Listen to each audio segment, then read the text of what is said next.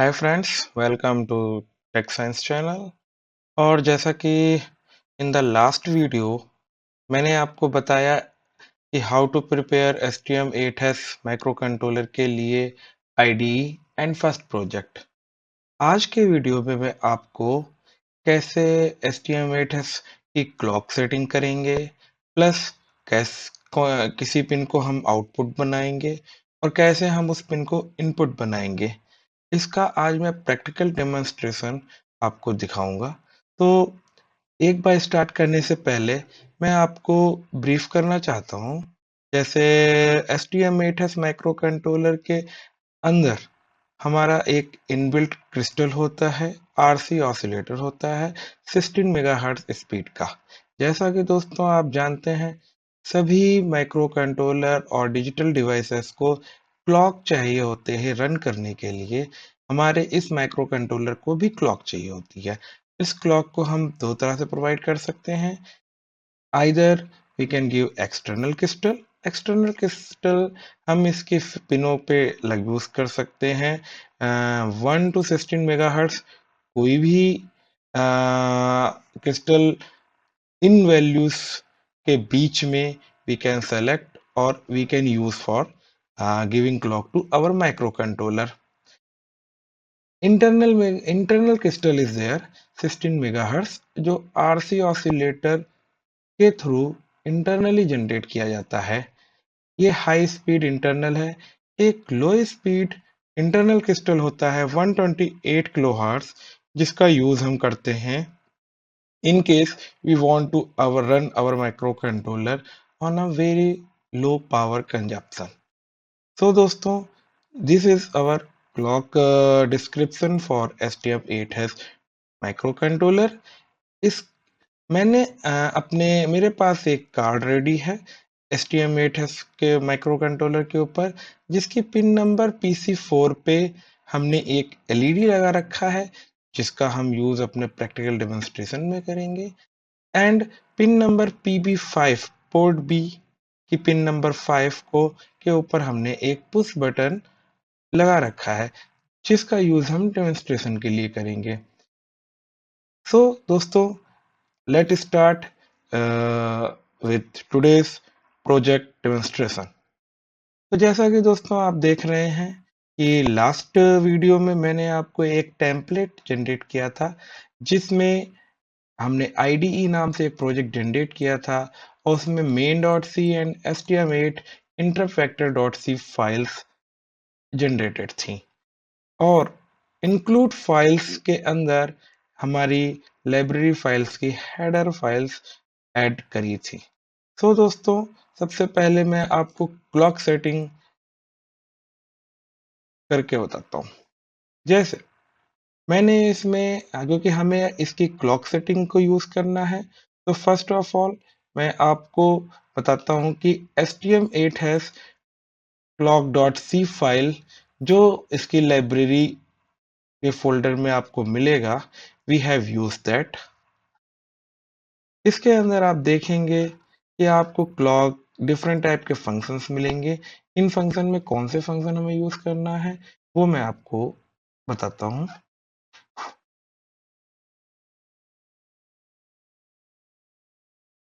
Let's say we have made a function clock init, declared it।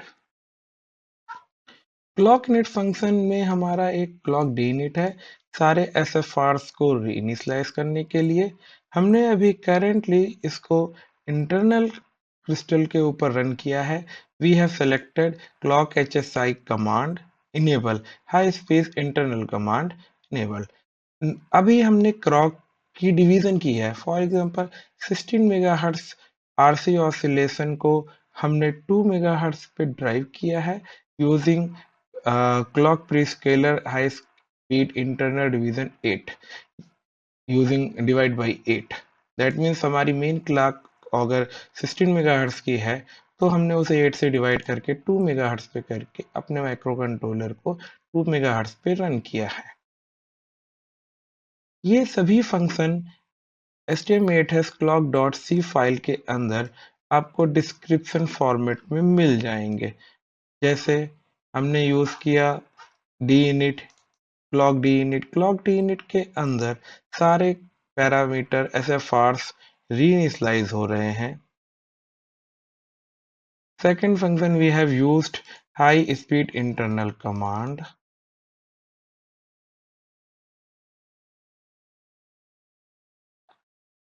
You can see ये function clock.c file में described है, जिसमें functional state new state है, enable और disable. We can use both enable और disable, और we can select according to our need.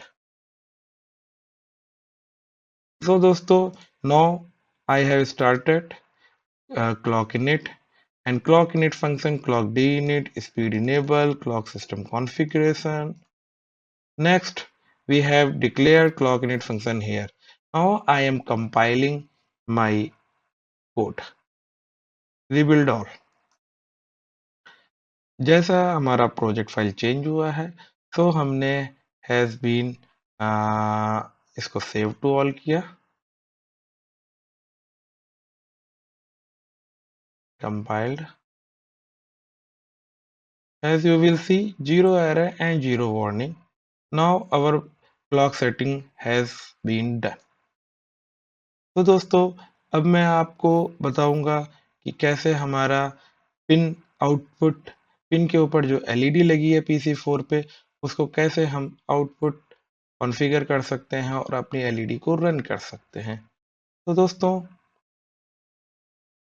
For making PC4 as output, we have to use header file, source file stm8 has gpio.c, in which हमें different type के function मिलते हैं, जिनका use करके हम अपनी पिनों को अपने अकॉर्डिंग इनपुट और आउटपुट डिफाइन कर सकते हैं। तो दोस्तों, जैसा कि आप देख रहे हैं, मैंने फंक्शन कॉल किया gpio init gpio c, यानी पोर्ट सी की पिन नंबर 4 को हमने आउटपुट कॉन्फ़िगर किया है GPIO मोड आउटपुट। तो इस पे एलईडी लगी है। Now I will compile this and connect to our micro controller.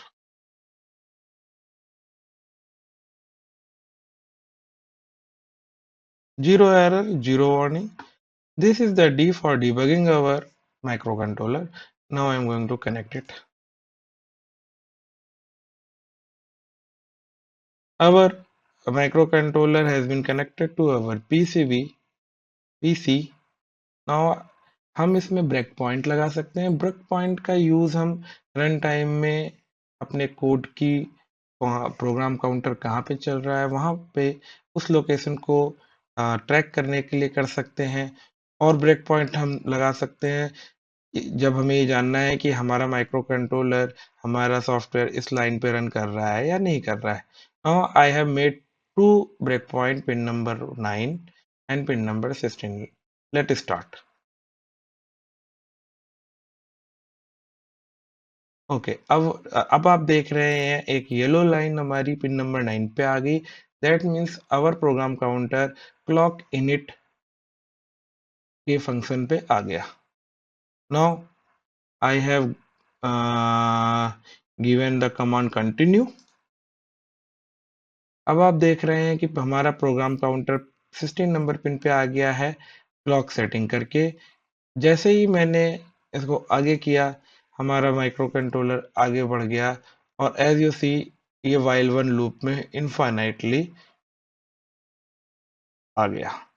तो दोस्तों, यू कैन सी कि हमारा माइक्रो कंट्रोलर की क्लॉक सेटिंग और जीपीआईओ आउटपुट कैसे काम कर रहा है। लेट्स सी, अब मैं आपको अपने एलईडी को टॉगल करके दिखाऊंगा।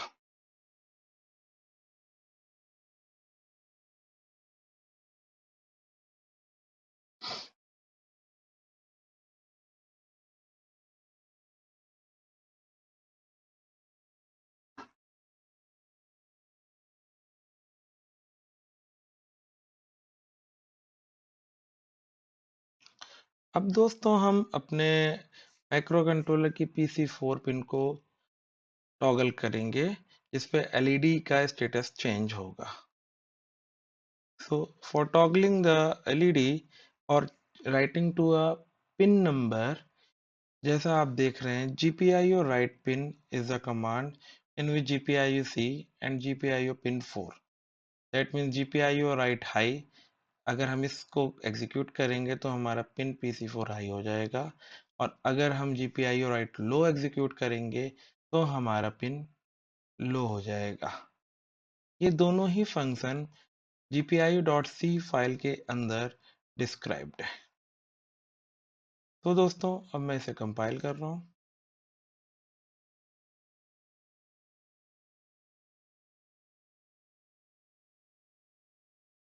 डिबगिंग।